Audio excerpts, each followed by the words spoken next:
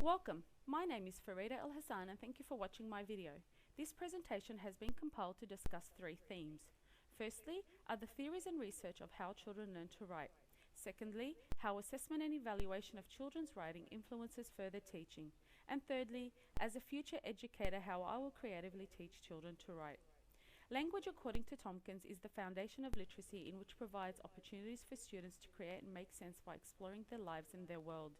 Teachers have a very crucial role by providing their students with a strong foundation of literacy skills so they can contribute actively in our increasingly literate society. Researchers suggest that literacy skills emerge in the early years before commencing school. This idea of emergent literacy is held by Marie Clay that children encompass literacy skills from birth. They emerge as a result of home environments that foster children's early literacy development. In order for emergent literacy skills to flourish, teachers expose children to an environment rich of prints through formal and informal instruction. Jewell describes three stages of literacy development in children which are mirrored for both reading and writing. Teachers understand that children move through these stages, monitor their development, and provide instructional activities to children's stages of writing development.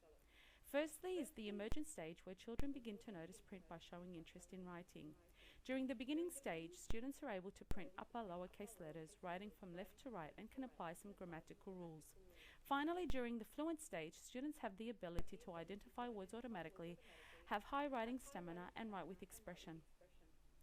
Another theory is that of Luke and Freebody's four resources model of literacy. This theory speculates that for students to be effective communicators, they must be proficient in four interrelated and interdependent areas to become literate. By drawing on a repertoire of literacy exercises and working deep on exercising those skills will allow the students to engage successfully in writing practices. Scaffolded writing is a teaching tool used temporarily to help students with a writing activity to move from stages of assistance to independency. Teachers use 5 levels of writing: modeled, shared, interactive, guided, and independent writing. Teachers do many things like writing along with children, guiding children to develop ideas for their writing, record ideas on paper, and proofread to correct errors. When teaching students to learn how to write effectively, the goal is to impart a combination of skills and knowledge they need to understand. Graham, Harris, and Larson believe that the quality of instruction ultimately determines children's success as writers. The process approach to writing instruction is based on how real writers write. The 5 stages of the writing process are pre-writing, drafting, revising, editing, and publishing. According to Tompkins, teachers should scaffold and support children's writing as they demonstrate, guide, teach, and vary the amount of support they provide according to the instructional purpose and children's needs.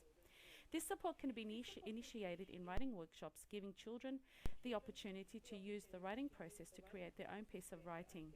According to Tompkins, these workshops create real writing opportunities to write about something that is important or real to them. When discussing the theories of how students learn to write, it is necessary to reflect on the 8 principles of effective teaching in which Tompkins describes that will not only provide students with a solid foundation for writing, but a balanced approach to literacy to achieve their potential. For example, Principle 1 states that effective teachers understand how children learn to write, influencing the instructional approaches that an effective teacher uses. They understand that by using both teacher-centered and student-centered learning theories in order to engage students actively in literacy experiences that encourage social interaction within meaningful contexts. Researchers of cognitive processing see the link between writing, thinking, and learning, which has influenced the development of Hayes' model of writing. This model describes what writers do as they write, emphasizing writing as a meaning-making process of translating ideas into their own writing. Principle 2, teachers know that all 4 of the cueing systems must be used together to learn effectively. Principle 3, effective teachers create a community of learners where students are motivated to learn and are actively involved in writing activities. Teachers and students work collaboratively and purposefully. Principle 4, the balanced approach to instruction is based on a comprehensive view of literacy that combines explicit instruction, guided practice, collaborative learning, and independent writing. For example, writing instruction includes the writing process and the qualities of good writing to communicate effectively with conventional spelling, grammar, and punctuation to make those ideas more readable. Principle 5, effective teachers scaffold students' writing. An example of scaffolded support in writing is modeled writing, where students learn about language, vocabulary, and text structures through explicit teaching involved in composing a text. Principle 6. Effective teachers place literature in the heart of their instructional programs, and they provide opportunities for students to write with interactive lessons on skills and strategies. Principle 7. Excellent teachers rely on assessment information that informs them about the achievements and struggles that the students are making in writing. And Principle 8. Effective teachers become partners with parents.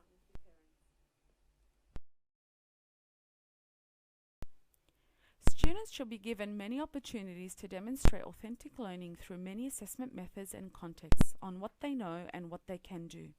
Serafini defines assessment as a process of inquiry teachers employ to make decisions on what instructional needs are required. It informs the teacher where more support is needed by pinpointing the areas in which a student's performance is affected. Ultimately, the goal of assessment is to provide specific information to enhance pedagogy. Thus, assessment information analyzes the plan for teaching and learning. Formative assessment, according to Tompkins, is a formal and informal process used by both teachers and students to collect evidence on learning achievement. For example, during writing assessment, teachers measure achievements of students during lessons on modelled writing, guided writing, independent writing, or even during a mini lesson. According to Tompkins, teachers monitor children's learning through observation, anecdotal notes, conferences, checklists, and a collection of students' work samples. Teachers also involve students in self-assessment, goal setting, tracking, reflect on, and sharing their learning. Self-assessment allows students to make judgments about their own work. Assessment decisions can be made by students on their own written essays, reports, projects, and presentations. Summative assessment is an assessment that provides evidence of students' achievement for the purpose of making a judgment about student competence or program effectiveness, such as rubrics and portfolios. Rubrics assist in the assessment of writing because they provide a clear description and expectations of the writing requirements at each level and in different stages to evaluate a student's performance. For example, a student may score well in spelling but not in neatness, and receive accurate assessment of their working, promoting consistency in shared marking. Brozo and Simpson suggest 4 rules for assessment based on an accumulation of recent research and theories about assessment of literacy and learning. Educators can apply these rules to determine how to assess students within the content area and apply that information for future planning.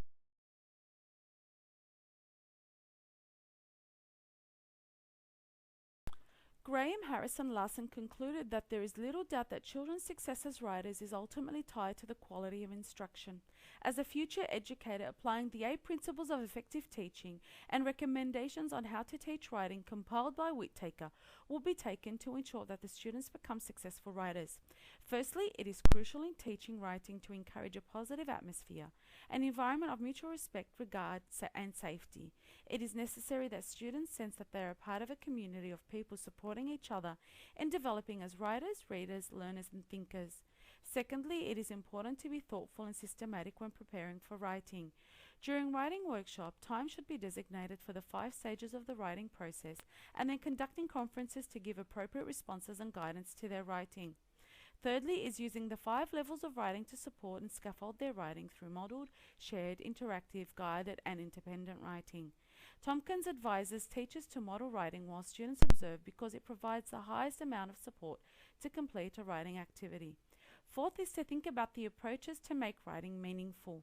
For students to develop as successful learners, they should write on topics that matter to them. Fifth, encouraging students to read, respond, and use various and diverse materials written for a variety of purposes and audiences. Conducting mini lessons reflecting on the reading materials on hand, students can identify important features and can apply into their own writing. 6. Students need to have constructive feedback on their writing and respond to other students on their writing. Responding to a piece of work helps to develop them as a writer, as this will encourage students to understand that their written ideas and experiences are important. 7th, arranging opportunities for students to collaborate in a writing community.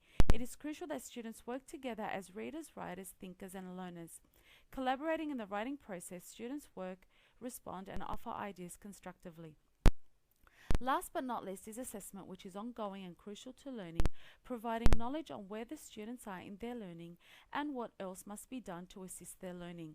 Thank you for listening to my presentation on writing. I sincerely hope you have found this informative and helpful in your path to teaching writing effectively.